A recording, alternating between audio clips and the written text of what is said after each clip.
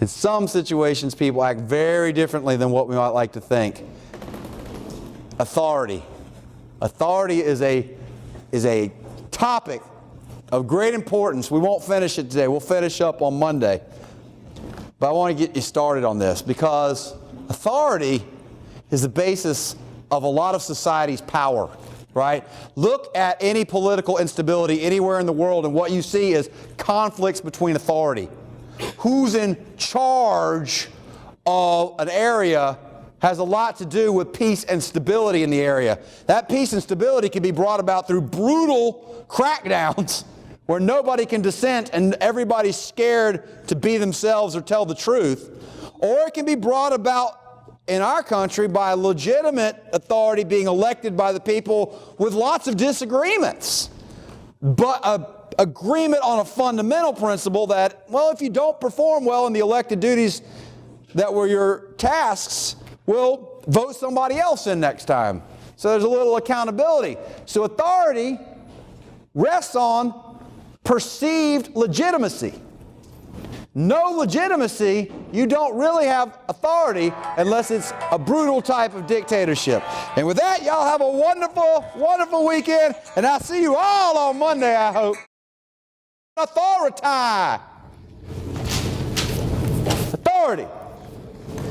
We obey people when we think they have legitimate authority, when we think they have legitimate authority, or when we're compelled to recognize the power that they wield fairly or unfairly.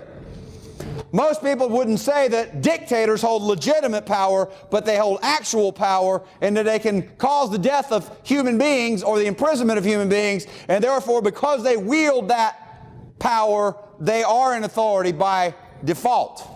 So you look at authority as a social influence principle. We were just talking here earlier before class, difference between cognitive dissonance and consistency. Cognitive dissonance is an internal need to be consistent with your attitude and your behavior, where you can change your attitude and behavior, right, accordingly to reduce the dissonance. Consistency is a social influence principle, right? Is this intangible need to be consistent with one another.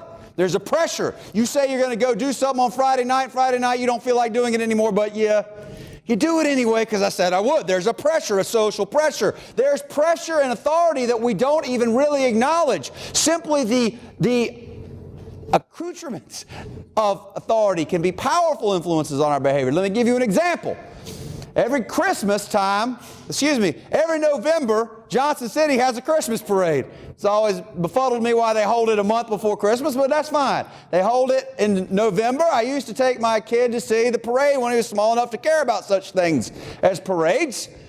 And as a person that doesn't particularly care for him any more than he does anymore, I would take the kid to see the parade, and we would stand down on the side of the road like everybody else would. And Johnson City parades, at least when I was going to them, always start late.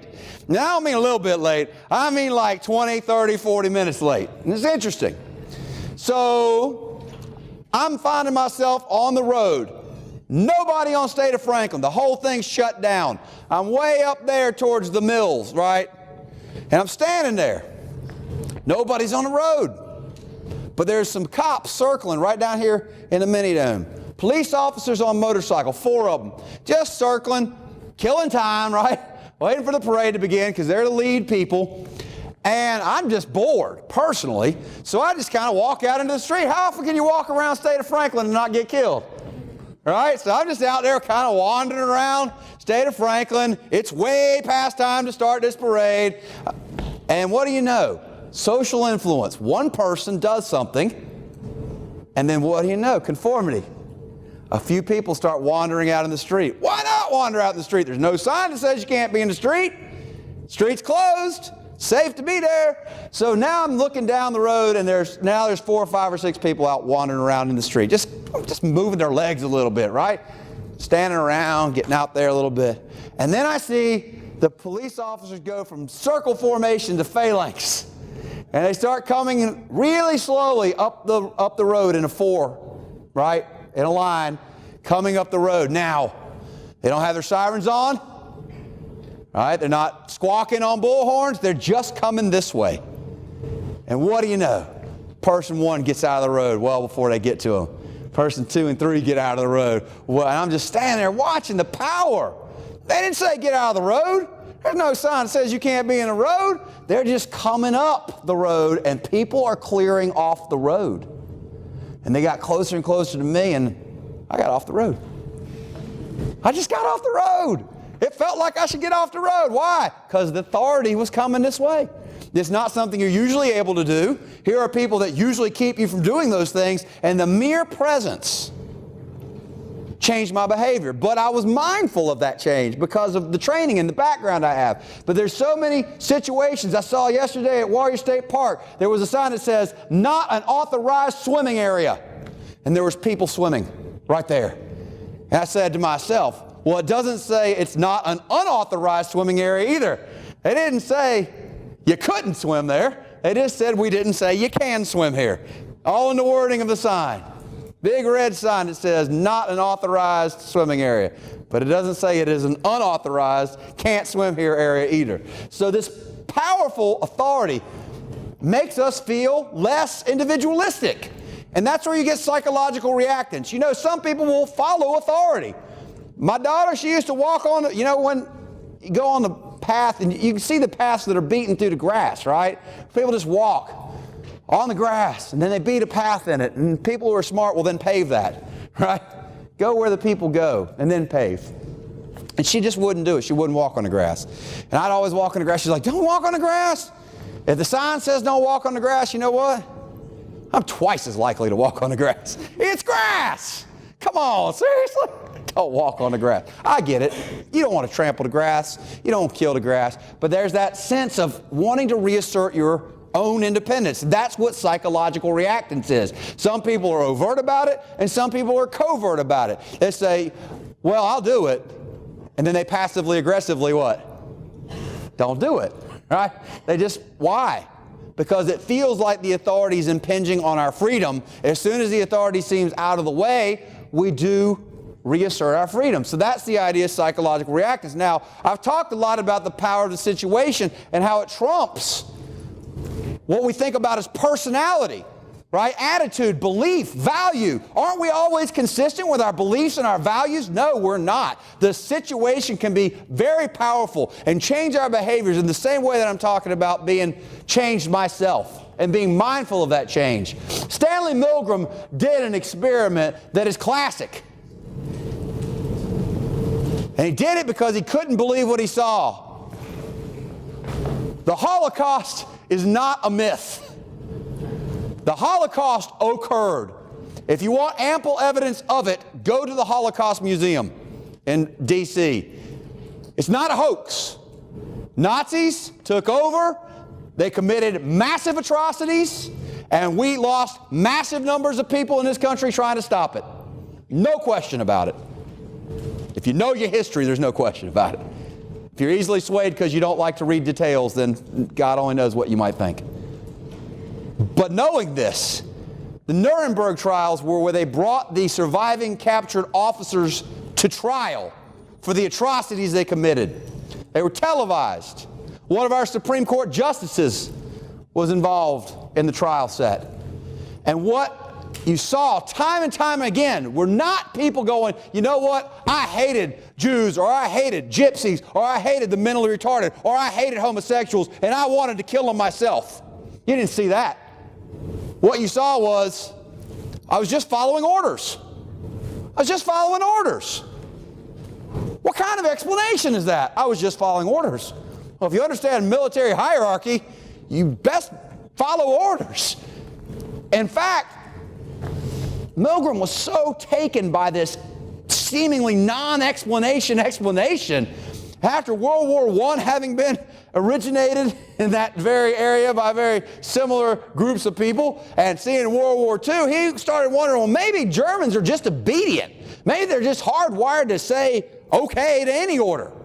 And he wanted to develop an experiment to show that Americans would never do this. Americans would never blindly follow orders, right? They would never engage in ridiculously immoral behavior on a mass scale. He couldn't get them to do it individually. And then he would go over and demonstrate by taking the test elsewhere that those people would have higher than average or normal levels of obedience to authority. So he set up an experiment that's really creative and really unethical.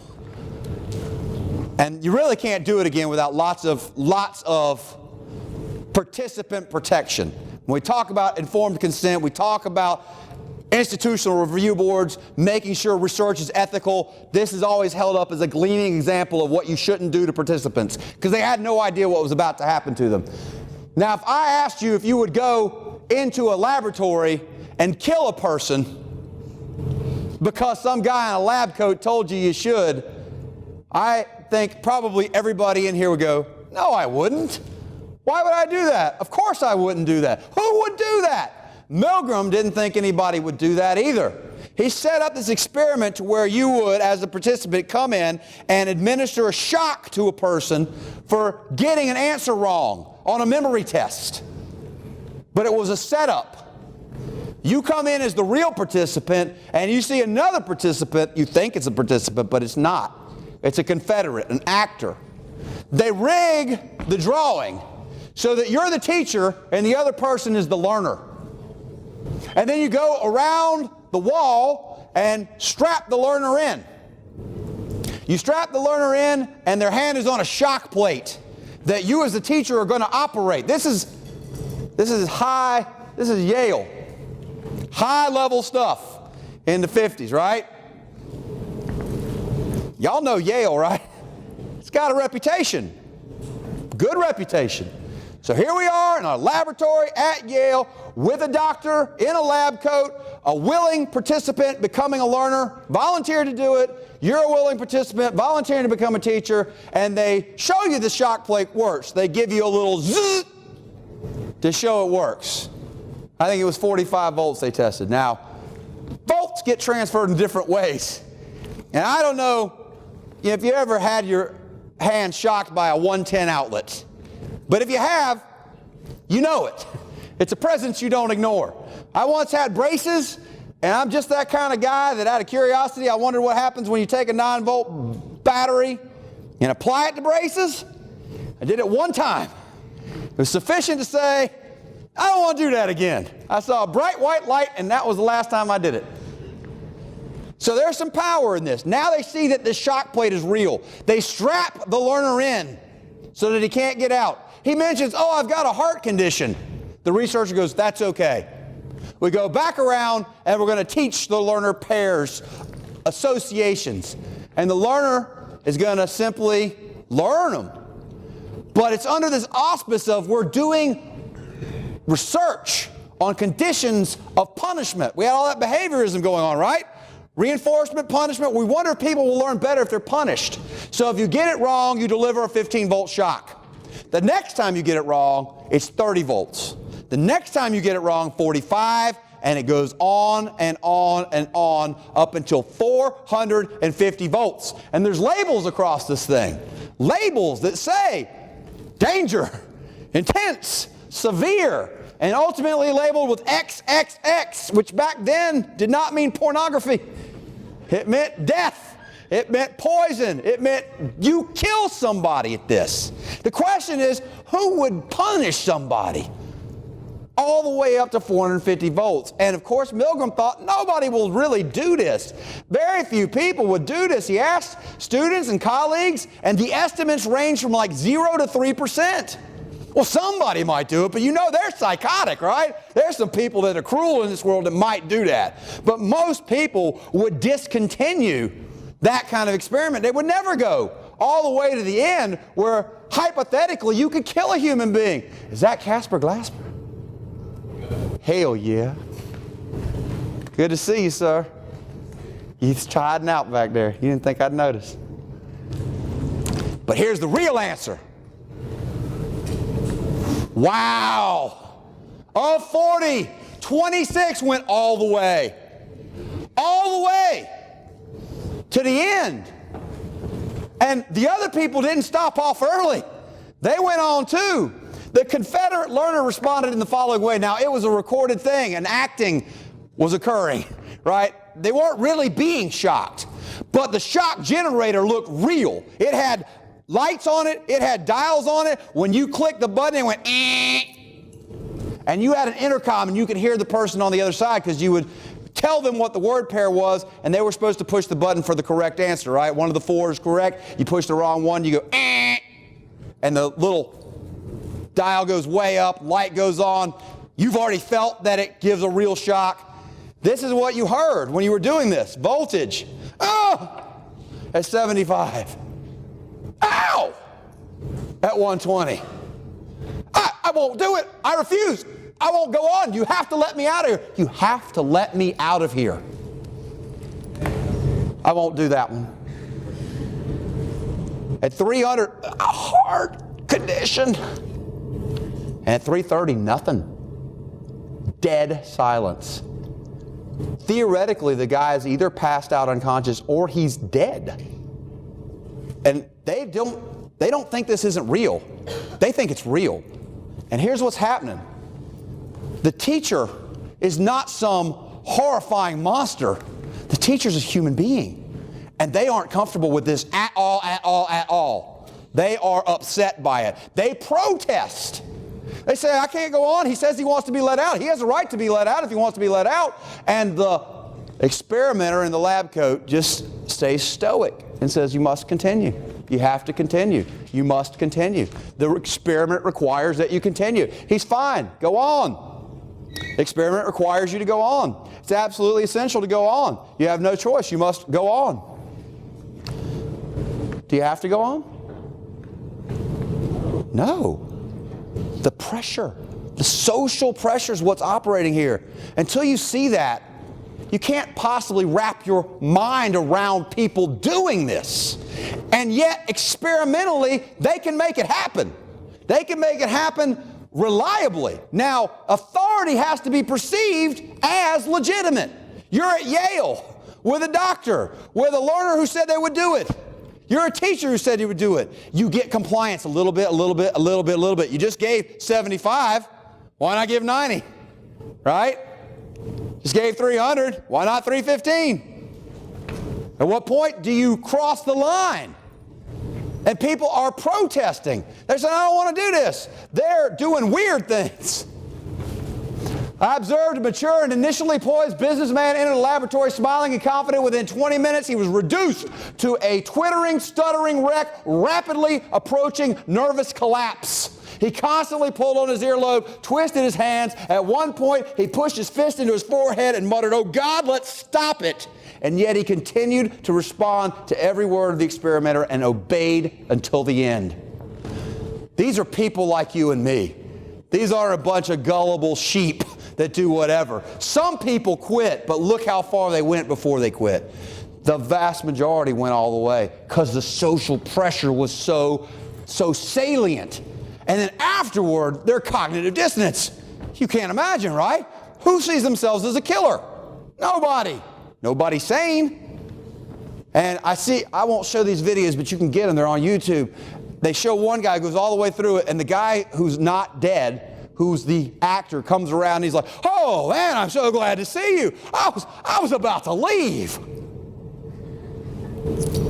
A little late. But that's how he salved his conscience, right? I'm not a killer. I just did this. And what do you think they all said as the explanation? Just obeying orders. They all said, who's responsible for this? The person in the lab coat says, I'm responsible for this, right? Who's going to take responsibility? Somebody else. I'm just doing what he told me to do it. They would say, I give the money back. And they're like, the money's yours to keep, whether you do anything or not. And they sat there and did it. Now, guess what? He didn't have to go to Germany to test the Germans, because what he found was a human principle. Now, up the social situation. Would you like to become a member of the Nazi Party? Hell no. Click. Would you like to become a member of the Nazi Party? All right. All right. Or maybe you're one of those people who goes, you know what? No. Hell no. Oh, family members. Would you like to become a member of the Nazi Party? Pretty soon the pressure is so severe, you'll go along. And there's a lot of incentives of going along. The punishment for not going along literally is death. The pressure, the social pressure. Why don't the North Koreans just rise up and overthrow their dictator? because the pressure, you die if you try to do that. You will die. Your family will be tortured and killed while you watch if you don't do it. So it's now no longer a mystery. It's not something wrong fundamentally with the Germans. It's what was wrong with the social system that was happening at the time, and that is pretty amazing, sad and strange as it is.